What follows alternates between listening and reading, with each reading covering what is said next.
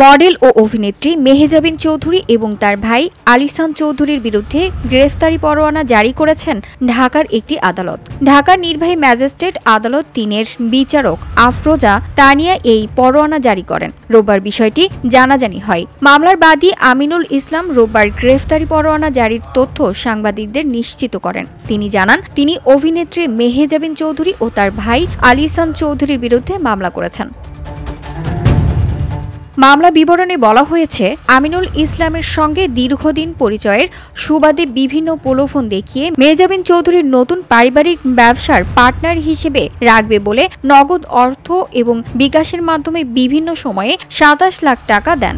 এরপর মেহেজাবিন ও তার ভাই দীর্ঘদিন ব্যবসায়িক কার্যক্রম শুরুর উদ্যোগ না নেওয়ায় আমিনুল ইসলাম বিভিন্ন সময় টাকা চাইতে গেলে আজ দেব কাল দেব বলে দীর্ঘদিন কালক্ষেপণ করেন।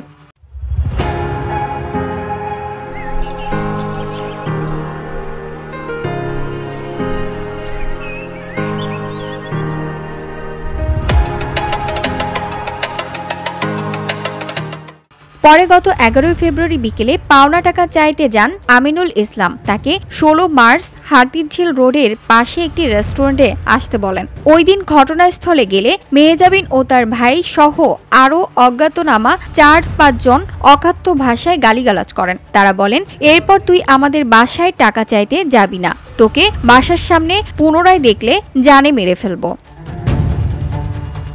এ সময় কথা বলে তারা আমিনুলকে জীবন নাশের হুমকি ধামকি ও ভয়ভীতি প্রদর্শন করেন। বিষয়টি সমাধানের জন্য সংশ্লিষ্ট ভাড়াটা থানায় গেলে কর্তৃপক্ষ আদালতে মামলার পরামর্শ দেন।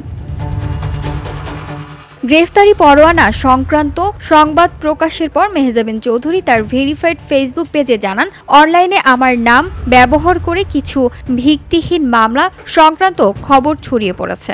আমার সকল সাংবাদিক সহকর্মীদের প্রতি অনুরোধ, দয়া করে কোনো প্রকার যাচাইহীন ও সত্যতাবিহীন সংবাদ প্রকাশ থেকে বিরত থাকুন। VOD Bangla news desk.